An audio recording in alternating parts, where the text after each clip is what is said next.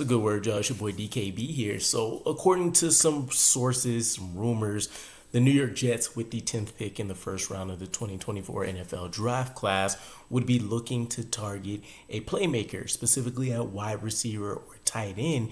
And it seems like in most mock drafts, you see Brock Bowers, tight end from Georgia, available, and then you see wide receiver Rome Odunze from Washington that also tends to be available, right? I think before we even get into the specifics of how that might work out for the Jets, you have to consider that the Chicago Bears with the 9th pick will be a huge factor in one or both of those guys potentially being taken off the board by the time the draft pick swings around for the Jets. Anyways, now, it makes sense. Add a young, potentially elite weapon with Caleb Williams to grow throughout his rookie contract. Two, from the Jets' perspective, this is kind of a win-win situation no matter how you swing it. I'm of the preference that you still want to go tackle. I think it just makes the most sense for the short, mid, and long-term health of this New York Jets roster, regardless of Aaron Rodgers, staying with us for 2, 3, 4 years, or us looking for a rookie quarterback to be groomed behind him. The trenches, as we've heard mentioned plenty of times, are where we want to exceed expectations, right? And so I think you need to double down on that by investing at tackle. But if we do truly go playmaker, you can't really go wrong with either of these two options either. Now, there's never a perfect prospect, so we'll talk about some of the drawbacks to, both of these guys potentially. But when you take a look at the surface level, giving Aaron Rodgers a full and complete arsenal makes a ton of sense. So if we want to kick things off with Rome Odunze, the wide receiver, there's obviously a lot to love, right? I've seen this guy be talked about by football analysts as somebody that's not necessarily excelling in all areas, but doesn't have really a fundamental weakness to his game, which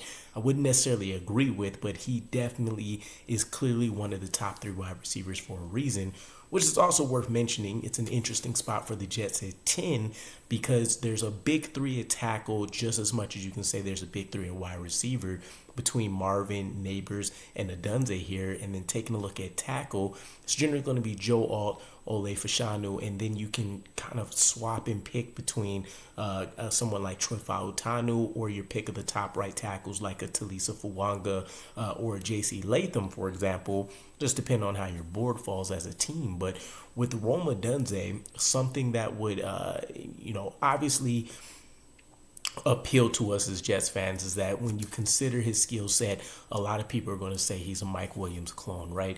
One of the best, if not the best, contested catch receiver in this draft class. And, I particularly like the fact that he's played on the boundary a lot, right? 82% of his routes in 2023 were basically run, where the numbers are, and didn't really succeed as much in the slot, which is a bit of a drawback. But nonetheless, he wins on the outside, which is a rare skill set in the NFL. Now, one of the huge question marks here is going to be the fact that he doesn't really have a lot of nuance to his game, right? He can get bullied by guys that are about his size. Actually, he get bullied by guys that are a little bit, less physically imposing than him as well. But easy to kind of move off. Doesn't really have a very release package.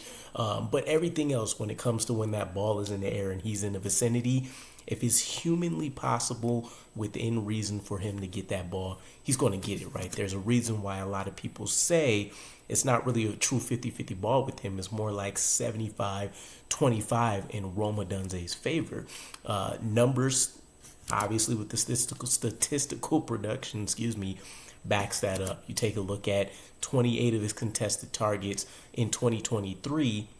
Out of those 28, he caught 75% of them. A ridiculous number considering when you look at the NFL, you can say that I want to say it's somebody being in the high 40s is a pretty solid enough number. Obviously, that's not going to translate to the pros. It would be ridiculous to expect that. But the hands are fundamentally what you fall in love with when you look at Rome Odunze's tape.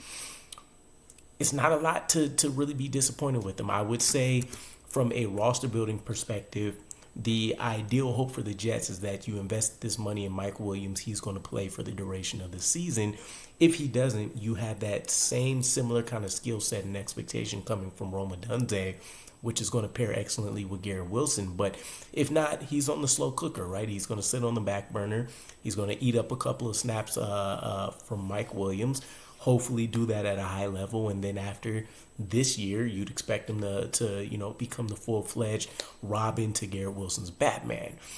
Now, when it comes to Brock Bowers, the more enigmatic player out of pretty much anyone else in this draft, this is a guy that anybody in the universe will essentially tell you is a top 5 talent in this draft class. Things working against him, though, are positional value, his injury history, and then, of course, the underwhelming performance, I'd probably say, from tight ends drafted in the top 10 in the first round in, the recent last decade or so. But ultimately, I take a look at something that Fox Sports football analyst Joel Klatt mentioned when he said he's the perfect style of player to build an offense around from a skill position perspective, right? This Joel Klatt's coming from the perspective that if you dominate the middle of the field, it just unlocks everything else that you can do in an offense, and this is where you should really see Brock Bowers excel. And while these weren't his words specifically, essentially he likened him to a guy like Travis Kelce, where this is a Super Bowl caliber type of player. And what I mean by that is that you can build a Super Bowl offense around what he provides to you. Now, a lot of people aren't going to love him because he's not really a traditional tight end. I've heard that an elite H-back is really how you want to kind of classify and categorize this guy. But undoubtedly, most people, again, are going to have him ranked in the top 5. Keep in mind, we're talking about quarterbacks going off the board in the top 3, even though they're not necessarily 1, 2, 3 on a draft ranking board. But even in Klatt's ratings, he only had Brock Bowers behind Rome Odunze, Drake May, Marvin Harrison, Caleb Williams. That puts him 5th out of 300 plus guys that are going to hope to be called to get drafted in a couple weeks here. Now, question marks for me personally. Can Nathaniel Hackett utilize him? For one, obviously we don't fully understand what his role coming into 2024 is going to be. If it's just down to Aaron Rodgers, he's going to find a way to make that guy look as great as he looks on paper and, as his film is shown. So not as many concerns there, but what does life after Rodgers look like? Nathaniel Hackett's history, he doesn't really have any tight ends that have really stood out in a major way across any of his teams, right? Whether that's a lack of quarterback talent or just the fact that he hasn't really emphasized them a lot in his schemes.